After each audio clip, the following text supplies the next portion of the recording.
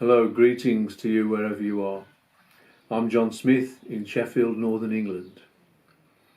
It is astonishing and alarming that we enter the third decade of the 21st century without a concrete theory of superexploitation, and because of this, without a usable theory of imperialism.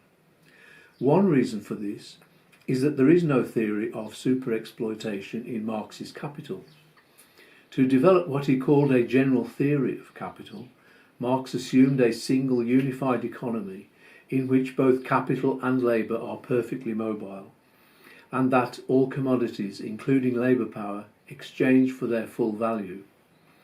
But in many places, he said that capitalists violating this law of equal exchange by paying wages below the value of labour power is one of the most important factors stemming the fall in the rate of profit. Yet he postponed study of this to another volume of Capital, which he never got to write. Another reason for the lack of a theory of superexploitation is that Lenin's theory of imperialism has often been reduced to a theory of monopoly capitalism. When Lenin was writing and fighting, the colonies were pre-capitalist societies. Superexploitation of wage labour was confined to their mines and the plantations. But in the neoliberal era, superexploitation has become a defining feature of globalised industry.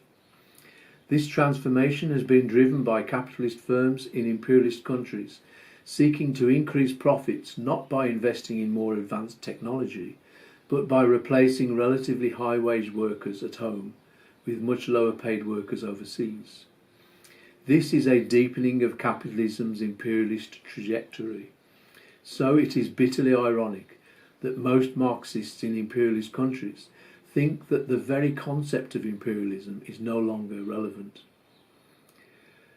My chapter in this anthology, Building on Imperialism in the 21st Century, argues that superexploitation must be given central place in the theory of imperialism that we so desperately need, alongside and even prior to monopoly, since the latter, important as it is, concerns the unequal distribution of surplus value between capitals, not its extraction from living labour.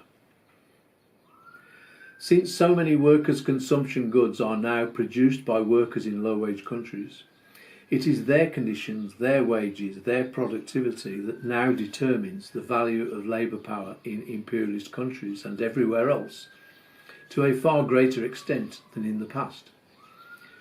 Focusing on the reproduction of labour power in different national settings opens up the path to issues at the heart of social reproduction theory, in particular the role of women's unpaid domestic labour and of the so-called informal sector in cheapening the value of labour power that transnational corporations are so keen to exploit. This fosters the evolution of Marxism into a unified theory of all forms of capitalist exploitation, and thus to the unification of all struggles into a movement capable of replacing the dictatorship of capital with the power of working people. Thank you.